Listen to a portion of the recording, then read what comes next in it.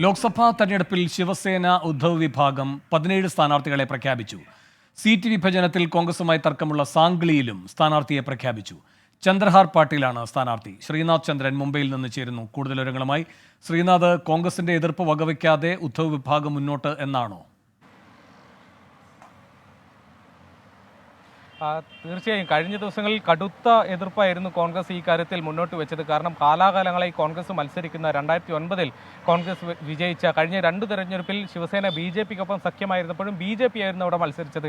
2 തെരഞ്ഞെടുപ്പിൽ BJP അവിടെ ജയിച്ചു. പക്ഷേ കോൺഗ്രസിന് ഒരു ക്ലെയിം ഉള്ള സ്ഥലം തന്നെയാണ് സാംഗ്ലി എന്നതായിരുന്നു കോൺഗ്രസ് നേതാക്കൾ മുന്നോട്ട് വെച്ച ആവശ്യം. പക്ഷേ അതിന് ഉദ്ധവ് വിഭാഗം വഴങ്ങിയില്ല. സ്ഥാനാർത്ഥി പട്ടിക പുറത്തു വരുന്നതിന് മുമ്പ് തന്നെ സാംഗ്ലിയിൽ നടത്തിയ റാലിയിൽ വെച്ച് ചന്ദ്രഹാർ പാട്ടീലിനെ സ്ഥാനാർത്ഥിയെ, ഗുസ്തി താരം കൂടിയ ചന്ദ്രഹാർ പാട്ടീലിനെ സ്ഥാനാർത്ഥിയെ ഉദ്ധവ് പ്രഖ്യാപിച്ച് തന്നെ കോൺഗ്രസിനെ ചൊടിപ്പിച്ചിരുന്നു.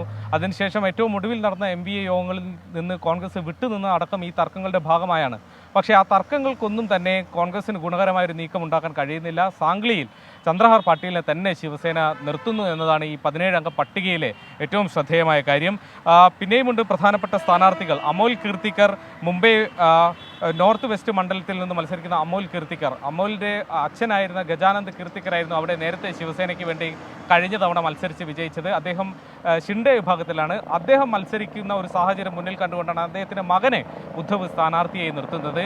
ഏതായാലും മകൻ മത്സരിക്കാൻ വന്നതോടെ ഗജാനന്ദ് കീർത്തിക്കർ മത്സരത്തിൽ നിന്ന് പിന്മാറി. ഇപ്പോൾ ആ മണ്ഡലത്തിൽ BJPക്ക് ഒരു പുതിയ സ്ഥാനാർത്ഥിയെ കണ്ടെത്തേണ്ട സ്ഥിതിയുണ്ട്. ഥാനയിൽ നിന്ന് ഷിൻഡെയുടെ ഒപ്പം തന്നെ ഉണ്ടായിരുന്ന രാജൻ വിചാരയെയാണ് ഉദ്ധവ് സ്ഥാനാർത്ഥിയായി നിർത്തിയിരിക്കുന്നത്. ഈ പിളർപ്പിനിടയിലും ഉദ്ധവിനൊപ്പം ഉറച്ചു നിന്ന ഥാനയിലെ വളരെ വളരെ കുറവ് നേതാക്കളിൽ ഒരാളാണ് രാജൻ വിചാരെ.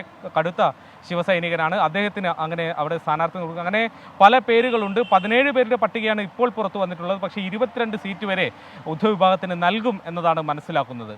ശരി, ശ്രീനാഥ് ചന്ദ്രനാണ് മുംബൈയിൽ നിന്ന് വിശദാംശങ്ങൾ നൽകിയത്.